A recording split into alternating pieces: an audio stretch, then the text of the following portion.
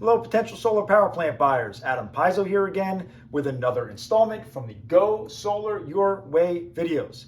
This video is only going to be about 10 minutes long, so this is a short one. It does have some excerpts from my original video, but it focuses on the following: the easy guide to designing your solar system in 2022. It will include all of the components and pictures of the actual components that would be used both inside and outside your home. And it will focus on which components you need to choose to have the desired outcome for your new power plant. So it will not tell you exactly how all those components works.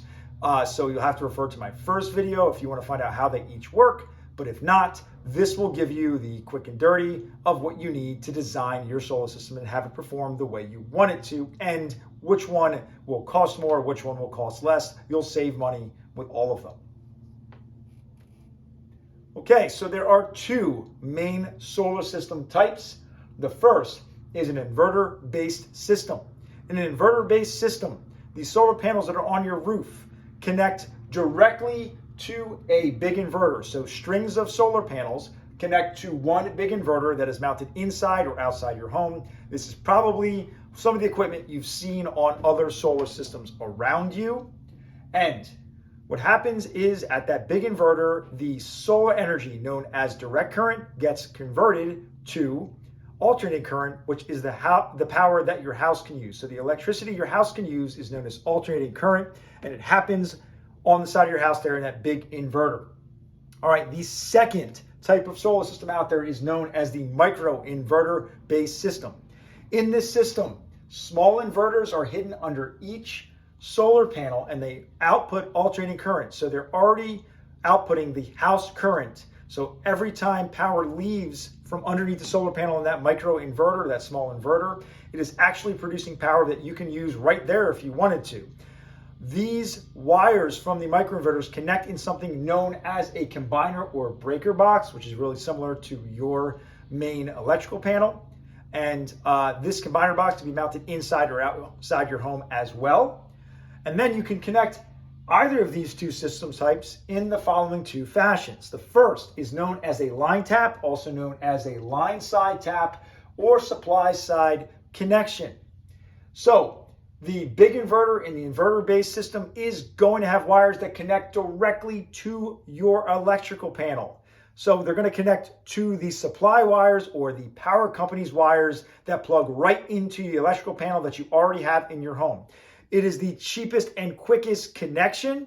The problem with it is because it's connected directly to their wires, there are no safety mechanisms in place that are going to allow you to use the power from your solar power plant when the power to your neighborhood is out. So that's it. No power from your solar power plant, even though it's generating electricity, because it's connected to their wires. And when they're working on them, there's a danger that they're going to get hurt from the solar power you're producing because there's no stopgap measure. There's nothing in between those wires and them when they're working on it in that particular fashion. So that's the problem with the line tap, but it's also the quickest and cheapest way to connect either of these two systems. All right, the connection type number two is known as the backfeed breaker or load side connection. In this type of connection, there is additional safety equipment that comes with it that allows you to isolate yourself and protect the grid workers, but still use all the power that your solar system is producing. It does this with something known as an automatic transfer switch. But in 2022, back in 2021, this particular automatic transfer switch became smart. And because it is smart, you can now do the following things. You can have sunlight backup where you have limited power, so you can use the power your solar panels are producing at that exact time to power up some circuits in your house, whether it's a refrigerator, whether it's your phone. It'll be limited power, but you'll be able to use the exact electricity that your solar system is producing at that time. If that's not good enough for you, you can use that automatic transfer switch to connect to battery storage. So the battery can be used day or night, and it can be used in combination with the sunlight backup to make sure that even if a cloud goes by, you still have the power you need to get to run whatever you want to run in your house. Okay, so that is how that works for battery storage. And third, and potentially the most exciting, is many of you watching this video today are interested in energy independence and already had a generator. If you did, you can now integrate it into this system with a smart transfer switch. You can use sunlight, battery storage, and a generator to power your house all at the same time. You can use sunlight to charge your battery so it's ready for the next night and power your home. And that's the amazing part about the smart transfer switch. One thing I forgot to mention is that with a microinverter based system, and I'm sorry to go backwards, you can still connect with the line tap. Just the combiner box connects directly to your electrical panel. I'm sorry that I left that out.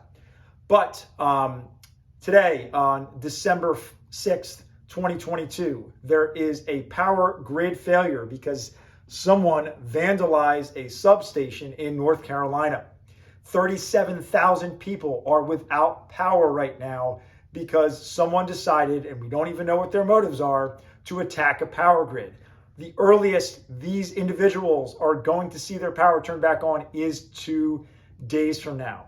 So if you're like me and you really want your own energy independence because of potential problems like that, or if you're really just trying to save as much money as possible and you want the best bang for your buck, all of these systems are going to be described to you and shown to you right now in the following parts of the video.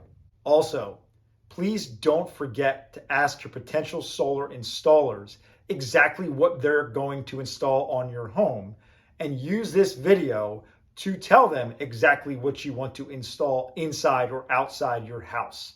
So make sure that you go into your first conversation with an installer armed with this information.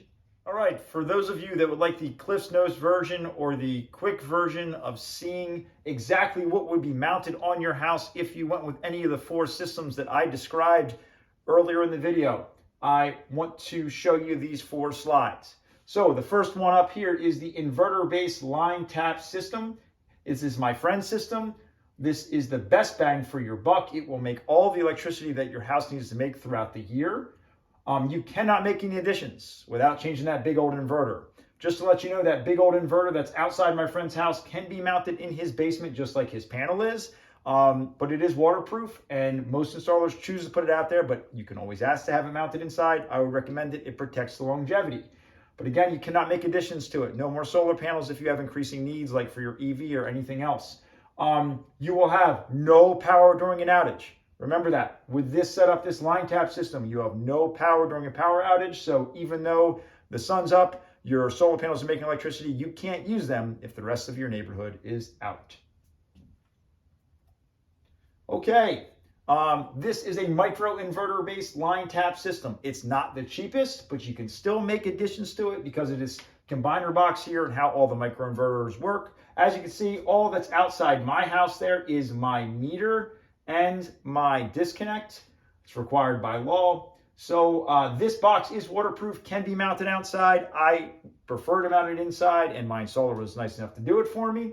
This is my friend's box, but just to show you, these components and microinverter based systems can be connected with a line tap. You will not have power when the power is out, okay? So just keep that in mind. Anything connected in this fashion will not have power when the power is out, but at least it is a little bit more future-proof, and if you want to add solar panels in the future, it is relatively cheap to do so. So this is one of the reasons I would recommend this if you don't want to spend a ton of money, but you still want to have the ability to add panels in the future.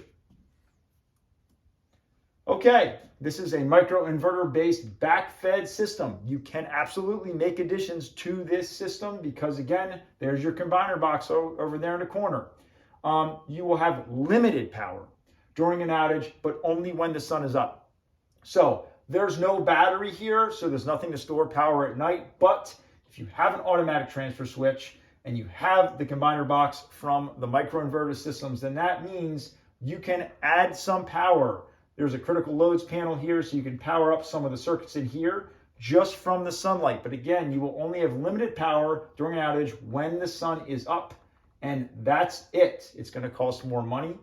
You can make additions. If you go for this and you want to add a battery in the future, you can add it to the automatic transfer switch because you already have the infrastructure needed. If you want to add a generator to this, so only use the sun when the sun is up and a generator at night without purchasing a battery, this will work for that too because it is a smart transfer switch.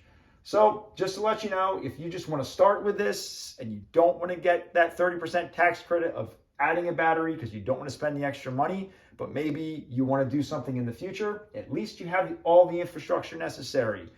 So I'm going to go on to the next slide and my system. So this is my system in its full breadth. So this is a microinverter based backfed system with battery storage.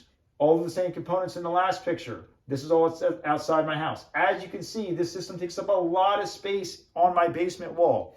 It's beautiful. It's tucked in great. The installer did a phenomenal job. Everything is exactly where I wanted it, which is great.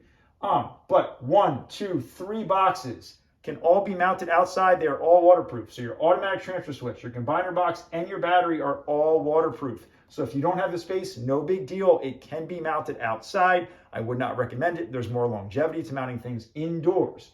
But with this system, you can make additions.